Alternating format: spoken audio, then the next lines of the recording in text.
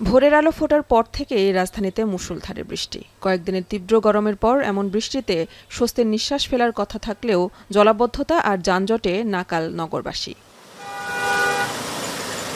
সকালে রাজধানীর new market, Shahjahanpur, Rajarbagh এলাকায় জলাবদ্ধতার কারণে যানবাহনের ধীরগতিতে যানজটের চিত্র দেখা যায়। প্রধান সড়ক থেকে শুরু করে কিছু জায়গায় বাসাবাড়ির সামনে পানি জমে যাওয়ায় বিপাকে পড়ে স্কুল কলেজগামী শিক্ষার্থী থেকে শুরু করে অফিসগামী আর নিম্ন আয়ের মানুষেরা।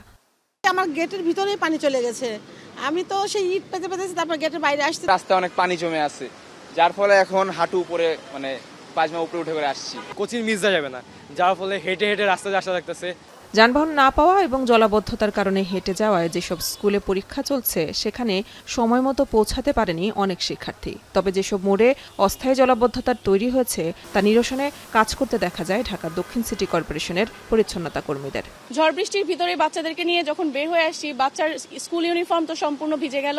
ভোর 4টা থেকে ধরে রাস্তার ঝাড়ু দিচ্ছি, ঝাড়ু দিয়ে ময়লা উঠেছি, ময়লা পরিষ্কার করে তারপরে এখন পানি জমার পরে পানিগুলো ক্লিয়ার করতেছি।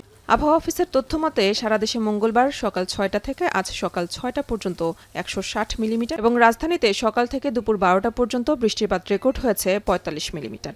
4 মে পর্যন্ত এই বৃষ্টিপাত অব্যাহত থাকবে বলে জানায় আবহাওয়া অফিস।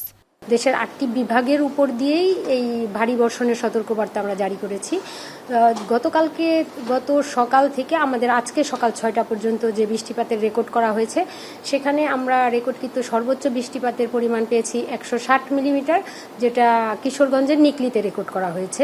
এদিকে 5 জেলায় বন্যার পূর্বাভাস দিয়েছে বন্যা পূর্বাভাস ও সতর্কীকরণ কেন্দ্র, যার মধ্যে নেত্রকোনা ও মৌলভীবাজারে বন্যা শুরু হয়েছে বলে জানিয়েছে সংস্থাটি। তবে এই বৃষ্টিপাত চলমান থাকলে হাওড়াঞ্চল, সুনামগঞ্জ এবং হবিগঞ্জেও বন্যা পরিস্থিতি শুরু হবে বলে জানান বন্যা পূর্বাভাস ও সতর্কীকরণ কেন্দ্র।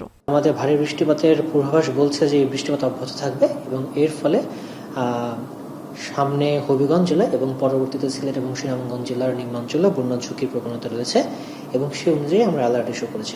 সঠিক ভূমি ব্যবস্থাপনা না থাকা, পানি নেমে যাওয়ার জায়গা ভরাট করে ঘরবাড়ি এবং রাস্তা তৈরি করায় মৌসুমের আগেই দেশ বন্যার কবলে পড়ছে বলে জানালেন দুর্যোগ ব্যবস্থাপনা বিশেষজ্ঞ গওহর নয়েম ওয়ারা। জলবায়ু পরিবর্তনের সাথে কোনো সম্পর্ক নাই, এই বৃষ্টি এই সময় হবে।